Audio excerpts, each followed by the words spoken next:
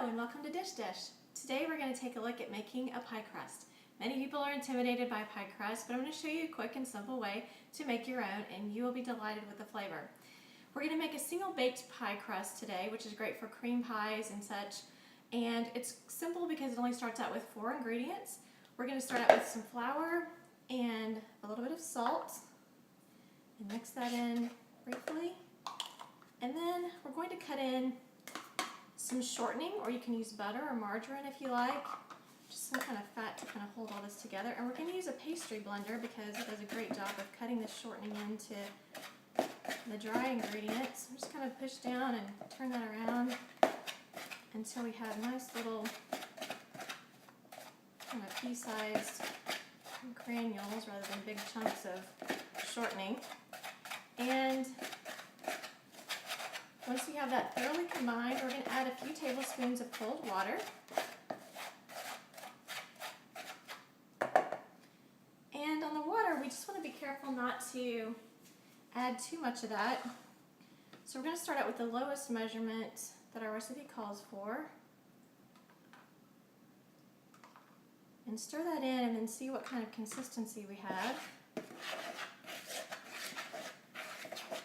We don't want it to be too sticky with too much water, but we do also need it to hold together well. So we put in a couple of tablespoons and then we'll add a little bit more until we get it just to where it sticks together when we use our hands to mash it a little bit so we can shape it into a ball and get ready to roll that into a crust. It's sticking together fairly well. And you can test it by just taking a little bit in your hand, kind of mashing it together. And see, this sticks pretty well without being too sticky, so we could probably stop there with adding water. We're just going to stir it another minute or two to get that combined really well. And then I'm going to use my hands to gather that into a ball. And we'll place that onto a lightly floured surface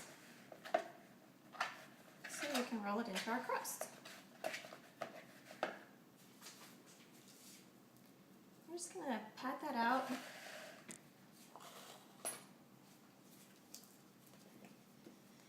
into a bit of a circle. And I've already put a little bit of flour on our rolling pin so it doesn't stick too much. We want to start in the center and roll out towards the edges. We want to roll foot, and if it starts to come apart a little bit, we can kind of stick it back together. It's pretty easy to work with, actually. We're just going to continue to roll that out. Always rolling from the center out to the edges.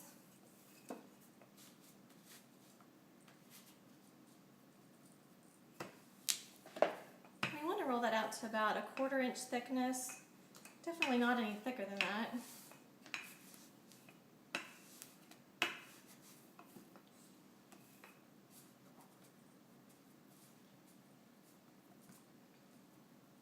And we can test to see if we have it rolled out enough by checking to see if it will fit in our pie plate, which looks like we've come pretty close to that. So we're going to use our rolling pin to this up in place onto our pie plate. We can get up and move to adjust a little bit. The nice thing about pie crust is that using a little bit of water will help make it easier to manipulate. We can just kind of fill in the places that are a little less covered. Fill in the gaps. And once we make sure that the shell is completely touching all the glass surfaces of the pie plate, we can go around the edge and simply fold under our crust so that we have a nice edge on it. Since we're doing a single baked crust, we are not going to have to trim it as close to the plate as we would need to if we were going to put a crust on top of this.